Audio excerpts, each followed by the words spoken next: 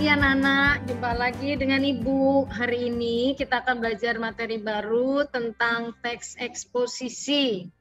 Nah, apa itu teks eksposisi? Yuk kita simak baik-baik pembelajaran kita hari ini.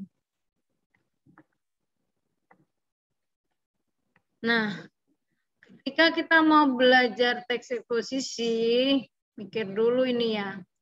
Apa ya kira-kira teks eksposisi itu?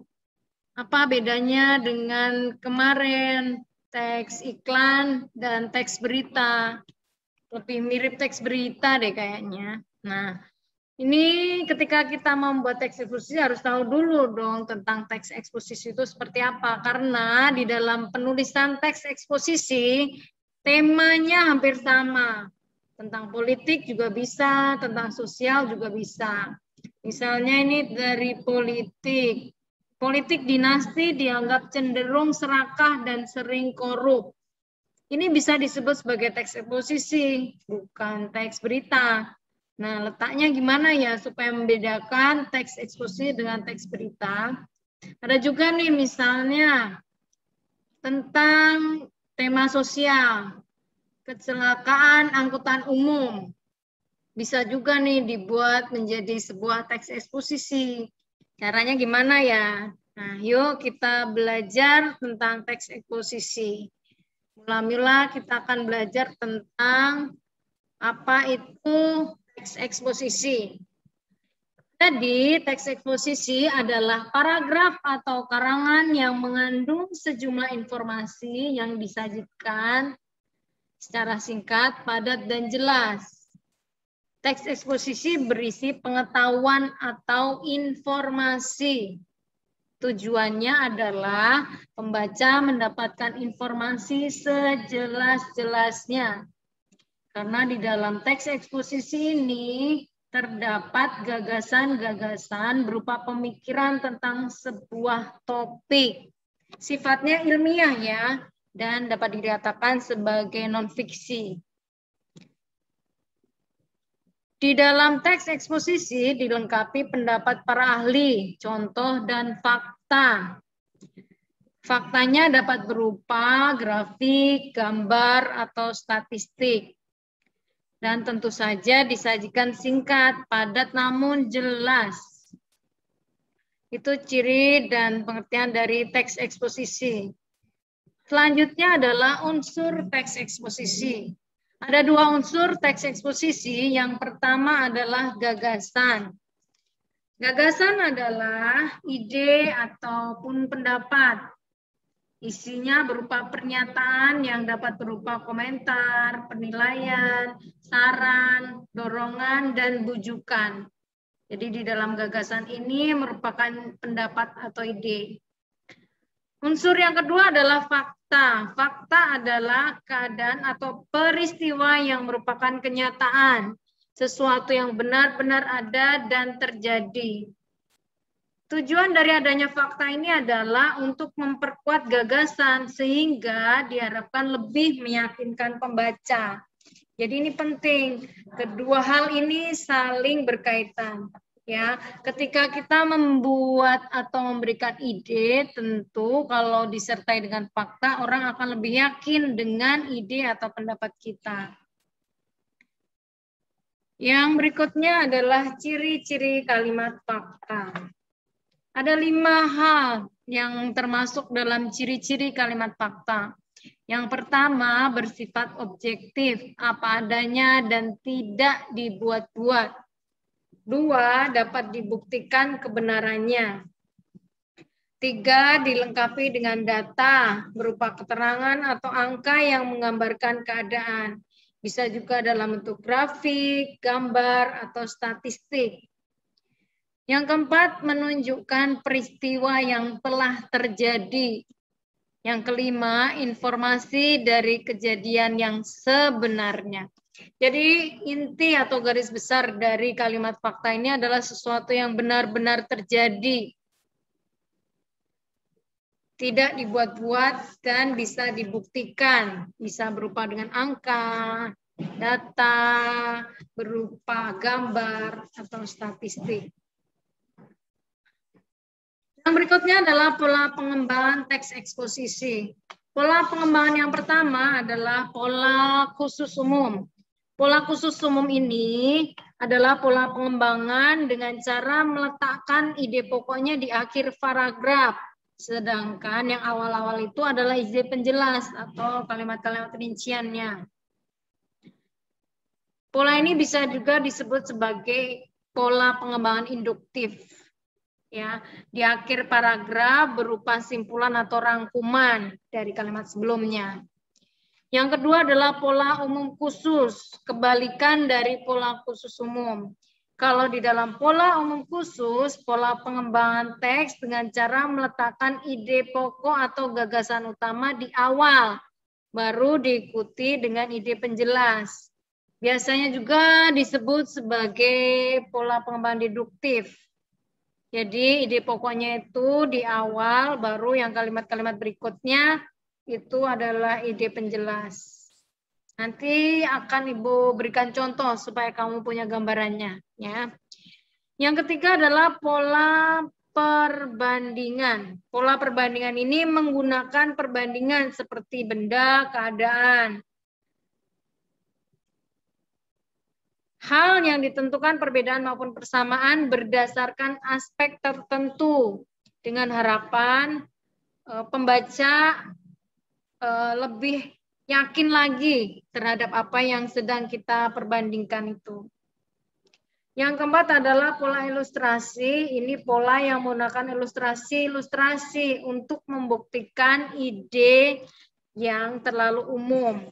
Ya, biasanya disertai dengan contoh-contoh. Nah, yuk kita sekarang simak nih contoh-contohnya supaya lebih jelas lagi bedanya pola-pola pengembangan keempat ini. Baik pola khusus umum, pola umum khusus, pola perbandingan, dan pola ilustrasi.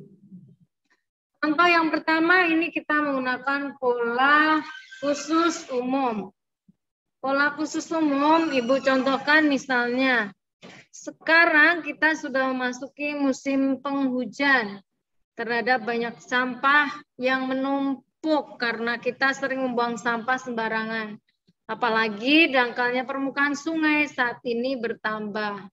Sehingga tidak mengherankan apabila banjir datang setiap hari. Coba kalian perhatikan yang bagian warna hijau dan bagian warna merah. Tadi sudah dijelaskan bahwa pola khusus umum yang disajikan adalah kalimat-kalimat penjelasnya.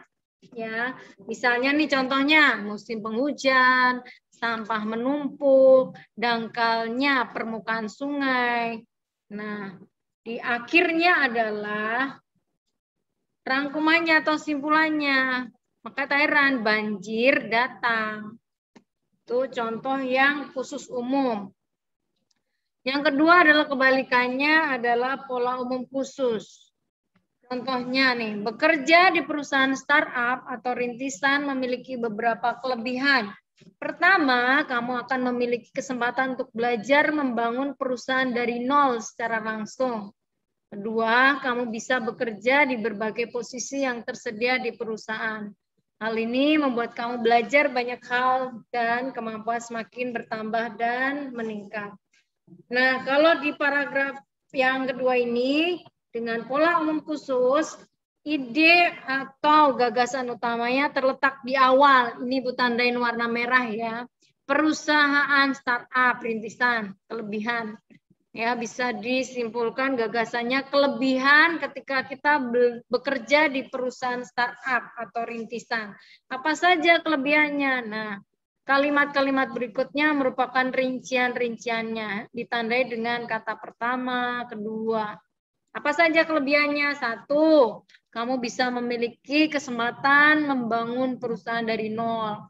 Kedua, kamu bisa memilih posisi mana yang kamu inginkan. Itu contoh dari pola umum khusus. Yang ketiga adalah pola perbandingan. Ini ada dua hal yang diperbandingkan. Ibu bacakan dulu ya contohnya. Ahmad suka menolong orang dan selalu ramah terhadap siapapun. Tidak seperti adiknya, Hakim yang suka jahil kepada orang. Hakim lebih terkenal karena nakalnya dibandingkan prestasinya. Itulah alasan mengapa kedua saudara ini mendapatkan perlakuan yang berbeda dari teman-temannya. Yang dibandingkan adalah dua sifat anak. Yang pertama sifat Ahmad yang suka menolong dan ramah. Sedangkan Hakim itu suka jahil. Dia terkenal nakal daripada prestasinya. Itu contoh pola perbandingan. Jadi kita bisa membandingkan hak benda, bisa membandingkan suatu keadaan, suatu sifat, dan seterusnya. Intinya di dalam pola perbandingan ini kita membandingkan dua hal. Yang keempat adalah pola ilustrasi.